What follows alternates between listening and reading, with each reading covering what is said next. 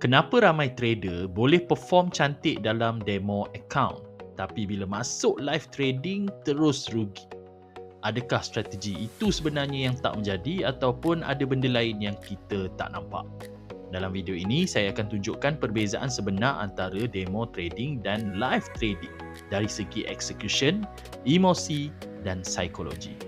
Dan ini adalah perkara yang ramai trader terlepas pandang. Assalamualaikum dan salam sejahtera. Kalau anda seorang trader, mesti anda pernah guna demo account kan?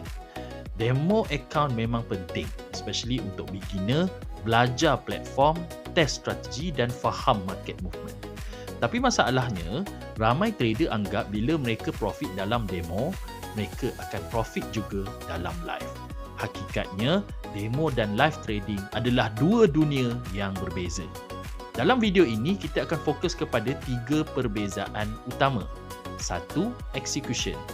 2. Emosi dan akhir sekali adalah psikologi.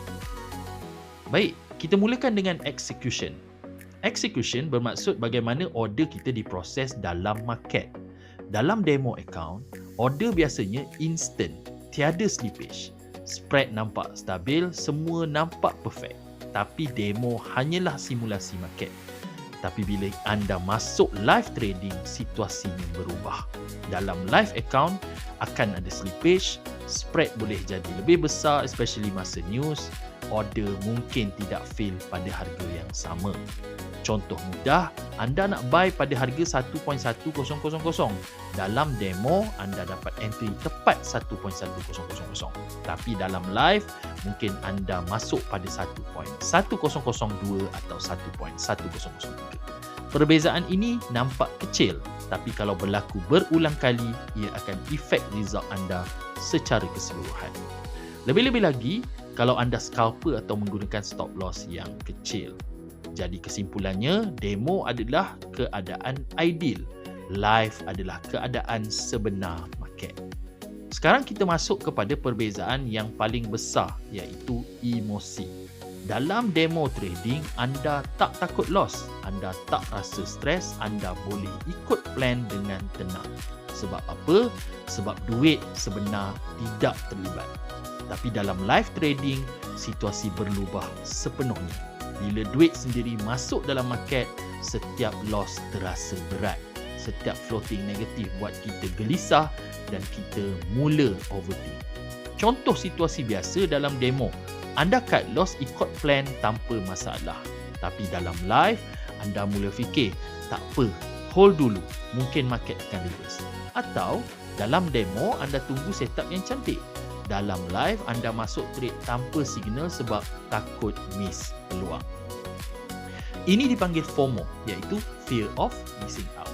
Dan inilah yang menyebabkan ramai trader overtrade, masuk trade tanpa plan dan akhirnya rugi. Emosi adalah musuh utama kepada konsistensi dalam trading. Seterusnya adalah psikologi.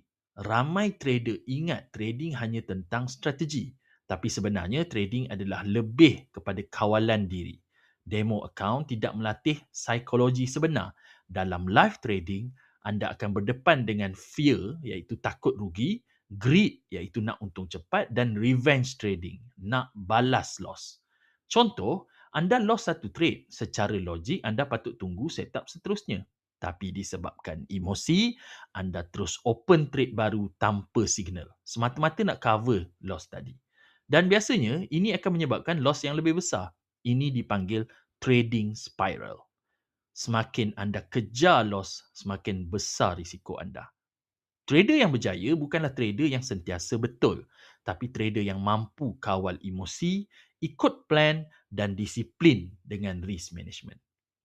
Jadi, demo versus live trading bukan sekadar account yang berbeza, tetapi berbeza mindset, emosi dan realiti market. Kalau anda nak transition dari demo ke live dengan lebih smooth, mulakan dengan lot yang kecil, fokus kepada risk management dan treat demo account seperti duit sebenar.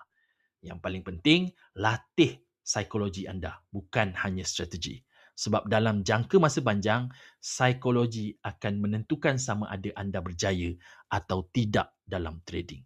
Kalau anda rasa video ini bermanfaat, jangan lupa untuk like, subscribe dan share kepada trader yang lain.